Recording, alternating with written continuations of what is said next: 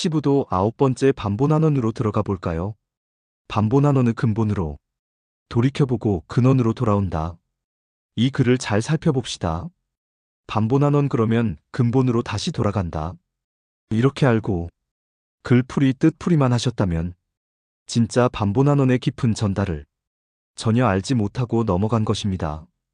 부처님 경전에 쓰여진 글들은 한자 한자 그 자리 그 지점에 딱 들어맞게 쓰여져 있습니다. 그리고 글과 지식으로는 그 깊은 뜻을 헤아릴 수 없습니다. 헤아린다는 것은 정확하게 알고 하는 말이 아니라 그저 비추어 보되 그럴 것이다 하는 근접형이지 그것이 아닌 것이다. 부처님 뜻을 헤아리다와 부처님 뜻을 알았다는 말은 하늘 땅처럼 먼 표현입니다. 경전에서 가장 많이 쓰여 있는 헤아리다는 참 진리를 정확하게 알지 못할 때 하는 표현입니다. 이 반본환원도 그렇게 스쳐 지나가면 절대로 반본환원을 할 수가 없습니다. 시부도가 전하고 있는 참뜻, 여기 이 한 문장에 다 들어있다고 해도 과언이 아닙니다. 제가 늘 인용하는 구절, 육조의 능의 오도송, 어찌 알았으리까? 여기가 바로 반본을 한 자리입니다. 근본을 돌이켜본 것이죠. 내가 돌아갈 곳이 어디인지 정확하게 보신 겁니다. 어설프시 본 것이 아니라 정확하게 헤아린 것이 아니라 확실하게 점을 찍은 겁니다. 그 점을 찍은 곳으로 되돌아간다는 뜻입니다. 거기가 내가 돌아가야 할 곳임을 이 자리 이 시점에 이르러서야 확실해졌기 때문이죠. 스승이 없이 근본을 보았지만 그 근본이 바로 여기였음을 확실하게 알게 된 것이 반본환원의 자리다 이것입니다.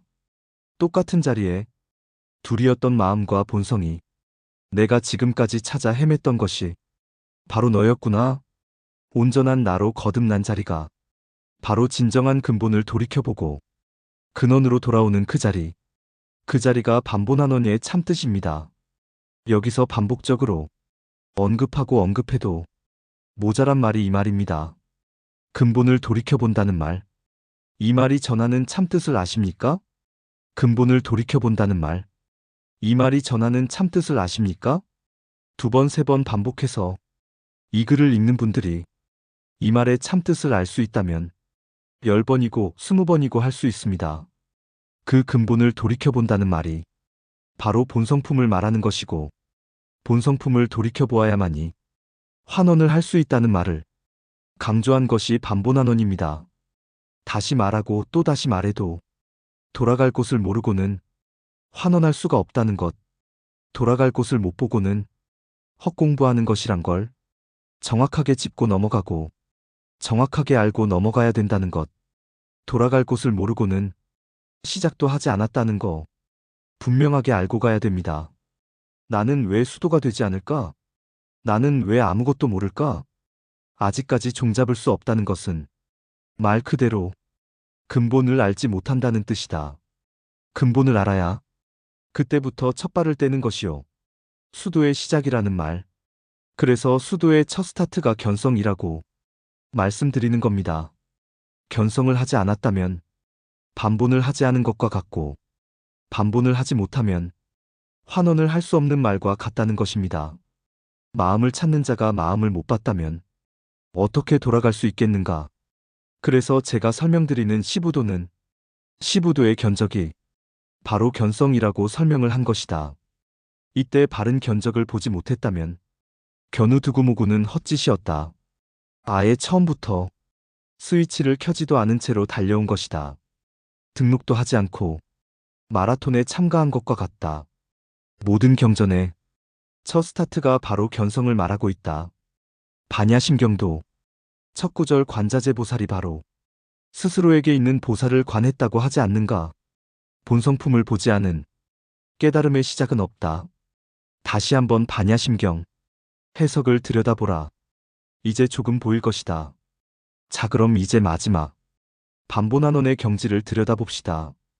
저의 체험을 말씀드려보겠습니다. 참선을 해보면 깊이 깊이 들어가다 보면 그곳을 부처님과 선불님들이 표현을 너무나 정확하게 해주셨다는 걸 알 수 있는 그림이 있습니다. 바로 이런 상입니다. 딱 그대로입니다. 그 이런 상의 모습과 똑같은 걸 보게 됩니다. 보는 이도 없고 보고 있는 이도 없는데 딱 한 점, 그 점만이 남아 있습니다. 그 점을 보고 있는 의식만 남아 있습니다. 밝은 허공에 한 점이 남았다가 그 한 점마저 사라지고 텅 빈 공간만 있더니 갑자기 순간 이동을 하듯이 블랙홀 같은 곳으로 빨려 들어가는 겁니다. 영원히 나올 수 없는 곳으로 빨려 들어가듯이 그 두려움과 공포는 이루 말할 수가 없습니다. 찰나지간이었죠. 그리고는 완전한 진공 속에 들어있는 겁니다. 늙지도 배고프지도 시간도 공간도 없는 자리. 완전한 고요. 완전한 멈춤. 모든 것이 끊어진 자리. 그 자리에 그냥 여유하게 있는 겁니다. 완전한 진공 속에 정말 어머니 자궁속처럼 편안하고 안락하게 블랙홀 속을 유영하면서 우주자연에 안긴 것처럼 흐르는 것도 아니고 그렇다고 안 흐르는 것도 아니면서 우주를 떠돌듯이 그냥 같이 유영한다고 해야 되는 게 맞습니다. 그냥 아주 미세하게 유영하고 있었어요. 거기엔 시간도 없고 공간도 없고 그냥 하나가 되어 흐르고 있었어요. 가만히 멈춰진 건 아닙니다. 잔별 같은 미세한 점, 수많은 점들이 같이 흐르고 있었으니까요. 우주 속에 나도 하나가 되어 흐르고 있다고 보면 됩니다. 그러기를 몇 시간, 누가 나의 몸을 세차게 흔들어 깨우는 거예요. 가만 놔두면 몇 년이고, 몇십 년이고, 그대로 거기 있을 텐데, 마왕 파순이가 흔들어 깨운 겁니다. 같이 참선하고 있는 사람이 시켜서 흔들어 깨운 거죠. 얼마나 억울하고 안타까운지 큰 스님께 달려가서 이러이러한 일이 있었다고 말씀드리니 방을 따로 주겠다 하시고 네가 원하는 데 앉아서 하되 절대 흔들어 깨우지 못하게 하는 법을 입선 스님께 전달하시고 그 이후 모든 참선인들이 오래 앉아 있어도 깨우지 않는 영이 만들어졌었죠. 불과 몇 년 전 일입니다. 2019년도였으니 저의 체험글 중에 블랙홀에 들어가 봤다는 이야기가 이것입니다. 여기가 바로 완전한 반보나넌의 자리, 근원의 자리, 모태속의 자리, 완전한 진공의 자리였습니다. 너무 길게 썼습니다. 죄송합니다. 15도 마지막으로 이어가 보겠습니다. 감사합니다.